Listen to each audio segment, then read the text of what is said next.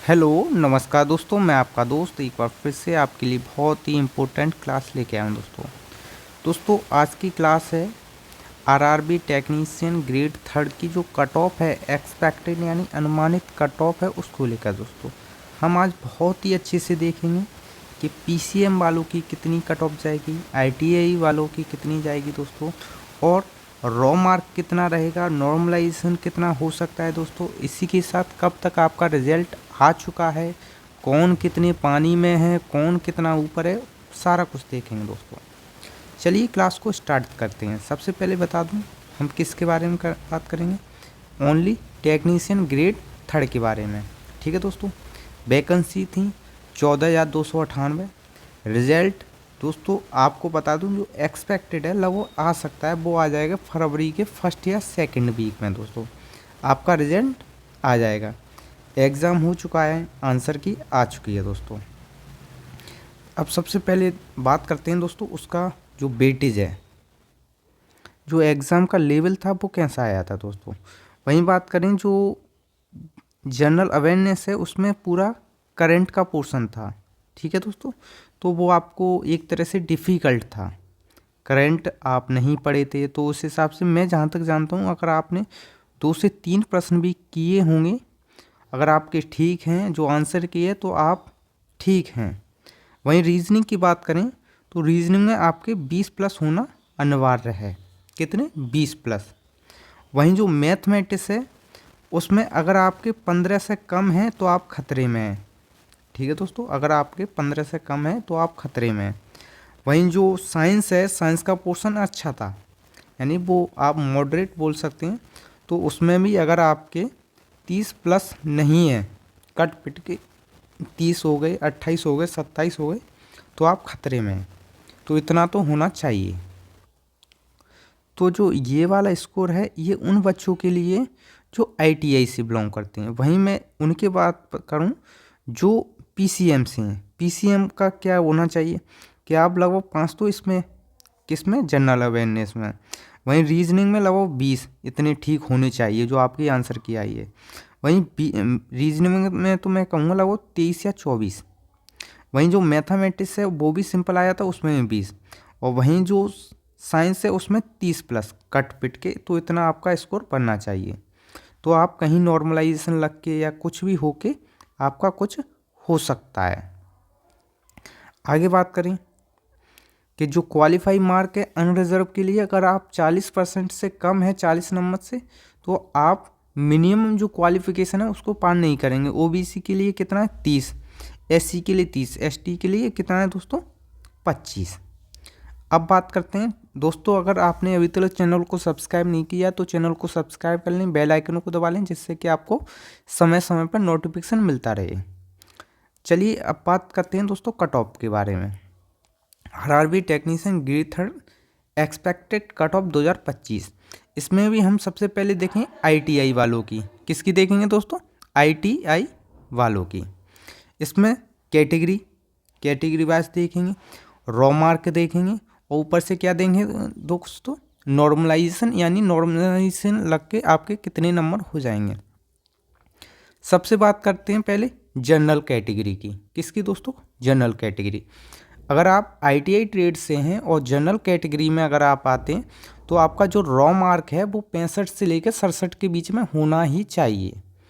अगर आप इतना है तो आप एक तरह से आप अपने को रेस में मान सकते हैं। वहीं जो नॉर्मलाइजेशन मार्क हैं वो आपके हो जाएंगे आईटीआई वालों के 72 से 73 के बीच में। कितना दोस्तों? 72 से 73 के बीच में। वहीं बात करें हम ओबीसी वालों की, तो जो ओबीसी है उसमें जो रॉ मार्क हैं, रॉ मार्क कितना होना चाहिए? लगभग 60 से 63 के बीच में। कितना? 60 से 63 के बीच में। वहीं अगर आपका जो नॉर्मलाइजेशन लग के आपका मार्क हो जाएगा वो हो जाएगा दोस्तों 67 से लेकर 70 के बीच में। ये आपको नॉर्मलाइजेशन के अनुसार बता रहा हूँ दोस्तों। वहीं जो ईडब्ल्यूएस है उसका जो रॉ मार्क है वो लगभग 1-2 नंबर का अंतर रहता है, तो 59 से लेकर 61 के बीच में होना चाहिए। कितना? 59 से लेकर 61 के बीच में। वहीं जो नॉर्मलाइजेशन मार्क है तो वो होना चाहिए ईडब्ल्यूएस का कितना दोस्तों? 66 से 68 के बीच में।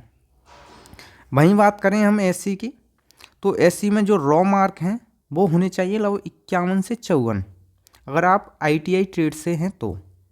PCM वालों का इसके बाद बताएंगे दोस्तों। तो SC में है, अगर आप ITI ट्रेड से हैं तो आपका जो रॉ मार्क है वो कितना होना चाहिए, 51 से 54।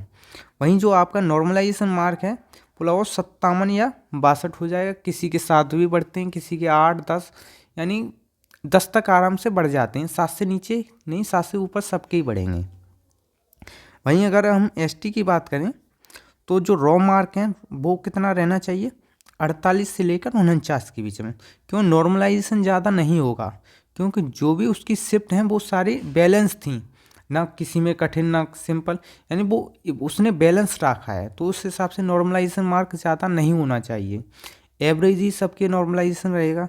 वहीं ST की बात करें ITI वाले, तो उनका जो अगर रॉ मार्क 48 से 49 के बीच में बनना है तो वो ठीक है, क्योंकि सभी पानी में है दोस्तों। अगर आप सोच रहे हैं, अगर आप अपने अपने नंबर कमेंट करेंगे तो उसमें देखूंगा तो सारे लोग, बहुत एक आदि जो चुनिंदा लोग होगा वो 70 से ऊपर है, नहीं तो सारे लोग 70 से नीचे हैं।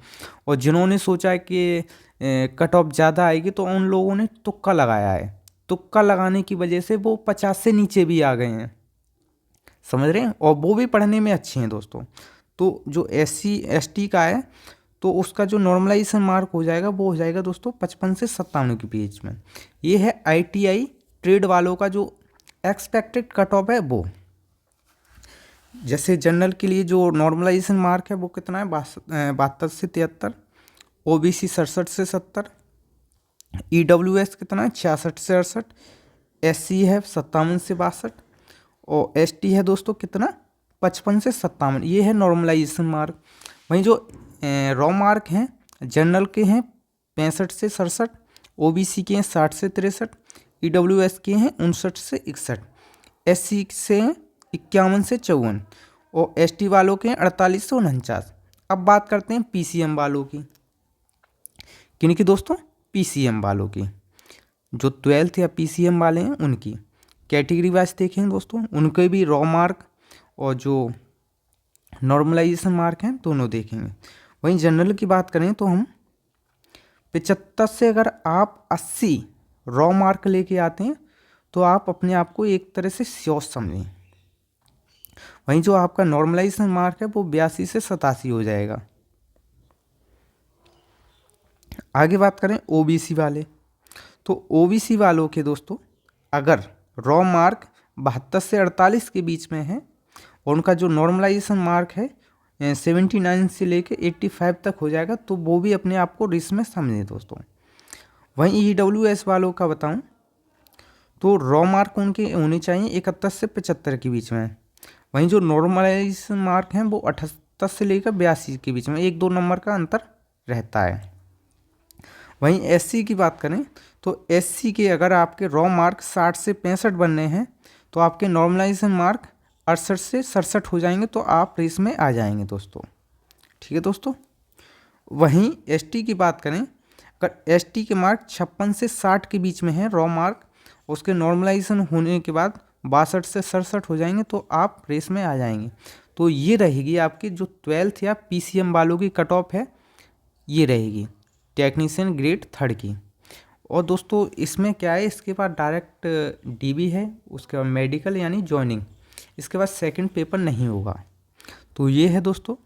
और जिनका इससे कम है, यानी जिन लोगों का 50 से भी कम है, चाहे वो जनरल कैटेगरी में हो चाहे किसी में हो, तो उनके लिए सबसे सुनहरा मौका है रेलवे ग्रुप D। तो आप उसमें अपना जो भविष्य है उसको आजमा सकते हैं। उसके लिए अगर आपको साइंस पढ़नी है तो आप मेरे से पढ़ सकते हैं। ठीक है दोस्तों। साइंस में मैंने बहुत सारी क्लास करा दी हैं बायोलॉजी की, उसके अलावा मैं बहुत अच्छे से, जहाँ तक बायोलॉजी हो गया, फिज़िक्स हो गया, केमिस्ट्री हो गया, आपको बहुत अच्छे से मैं कराऊंगा इसी चैनल पर। ठीक है। और उसके अलावा अगर आप NTPC की कर रहे हैं, NTPC की, तो उसके लिए आपको मैं GSP कराऊंगा। क्या दोस्तों, GSP कराऊंगा। बहुत जो सेलेक्टेड टॉपिक होते हैं जो आते हैं वही दोस्तों। तो इस प्रकार से मैं आपको पूरा सिलेबस कराऊंगा। अगर जिन लोगों के 50 से कम है वो NTPC हो गया या रेलवे ग्रुप डी उसकी ओर लगे रहें। उसकी अभी एग्ज़ाम डेट एनटीपीसी की आने वाली है, ग्रुप डी की वैकेंसी बढ़ गई है, उसकी भी एग्ज़ाम होगा, तो आप लगे रहें। जो लगे रहेगा वो रेस में रहेगा दोस्तों। और आगे बताऊं, अगर आपने अभी तक चैनल को सब्सक्राइब नहीं किया है तो चैनल को सब्सक्राइब कर लें, बेल आइकन को दबा लें, जिससे कि आपको समय समय पर नोटिफिकेशन मिलता रहे दोस्तों। धन्यवाद दोस्तों, नमस्कार।